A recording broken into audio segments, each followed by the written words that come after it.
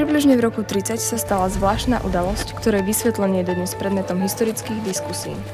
98% historikov súhlasí s tým, že existujú tieto 4 fakty, ktoré s istotou vieme, že sa udiali. Fakt číslo 1. Historická osoba Ježiš z Nazareta bol židovský učiteľ, ktorý bol ukrižovaný a pochovaný do hrobu. Fakt číslo 2. V nedeľu po jeho ukrižovaní bol Ježišov hrob nájdený prázdny skupinou jeho nasledovníčok. Fakt číslo 3. Rôzni jednotlivci aj skupiny ľudí začali tvrdiť, že videli Ježiša, ktorý sa im zjavil živý. Fakt číslo 4. Prví učeníci začali úprimne veriť a vyhlasovať, že Ježiš stal z mŕtvych a boli ochotní zomrieť za toto presvedčenie. Aké je však najlepšie vysvetlenie týchto historických údajov? Existuje 5 možností. Kresťanstvo, halucinácie, mýtus, výmysel alebo omdlenie. Prvá možnosť je, že Ježiš nezomrel. Ale mohol Ježiš ukrižovanie prežiť? Je to veľmi nepravdepodobné. Z histórie totiž vieme, že rímsky zákon udeľoval trest smrti akémukoľvek vojakovi, ktorý by nechal väzňa nažive. Preto sa vojaci niekoľkokrát ubezpečovali, že obeť je naozaj mŕtva. Tiež by bolo lekársky nemožné, aby Ježiš prežil ukrutné mučenie a ukrižovanie, nie to ešte prežil pochovanie. Navyše rímski strážnici nemohli byť pri hrobe premožení v bolestiach sa chvejúcou polomrtvolou. Je ťažké predstaviť si, ako by sa mohlo kresťanstvo tak rýchlo začať šíriť a vyhlasovať, že polomrtvý Ježiš, zúfalo potrebujúci lekárskú pomoc, má byť uctievaný ako vzkriesený pán a dobyvateľ smrti. Navyše údajné zjavenia presvedčili nielen Kristových nasledovníkov, ale aj pochybovačov a nepriateľov, že Ježiš zvíťazil nad smrťou. Ježišova smrť ako následok ukrižovania a jeho pochovanie do hrobu je jeden z najrannejších a najlepšie dokázaných faktov o historickom Ježišovi. Lenže prečo by nemohli Ježišovi učeníci telo ukradnúť a celý príbeh si vymyslieť? Učeníci zomierali za tento výmysel a pre takéto klamstvo neexistuje žiaden motív. Získali tým len opovrhovanie a smrť. Nikto si nevymyslí klamstvo, aby ho za to zabili a klamári sú chabí mučeníci. Židia by celé klamstvo okamžite odhalili, ukázali by mŕtvolu verejnosti a vyvrátili by túto lož už v zárodku. Povahy a charakter učeníkov hovoria o opaku. Boli to jednoduchí a úprimní muži, nie zákerní klamári a podvodníci.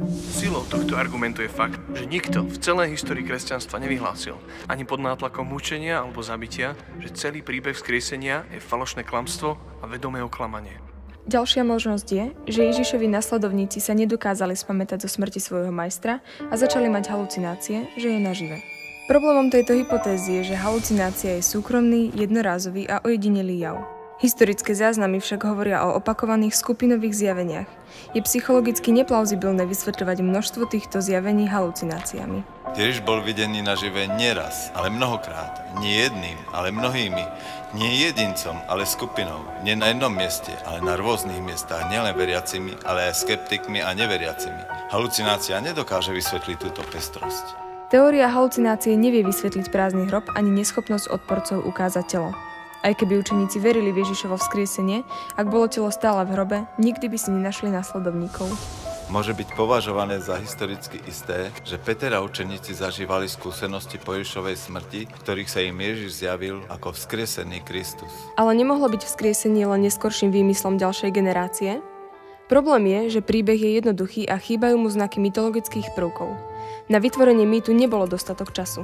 Okrem toho, objaviteľmi prázdneho hrobu boli ženy.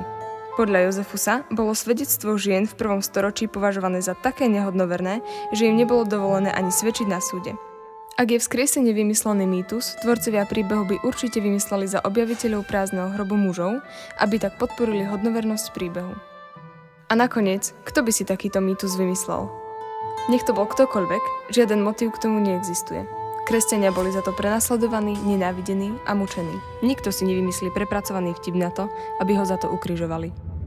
Nejaký druh silnej a životmeniacej skúsenosti je nevyhnutný pre vznik takého hnutia, akým bolo rané kresťanstvo. To je dôvod, prečo ako historik nedokážem vysvetliť vznik raného kresťanstva, pokiaľ Ježiš nevstal z mŕtvych zanechajúc prázdny hrob za sebou. Teda, buď sa vzkriesenie naozaj stalo, učeníci boli oklamaní halucináciami, niekto vymyslel mýtus, učeníci boli klamári, ktorí sa spolčili a podstrčili svetu najúspešnejšie klamstvo v histórii, alebo Ježiš iba omdlel. Jediná možnosť, ktorá vysvetľuje celý historický materiál je, že učeníci hovorili pravdu. Hrob je prázdny. Ježiš žije.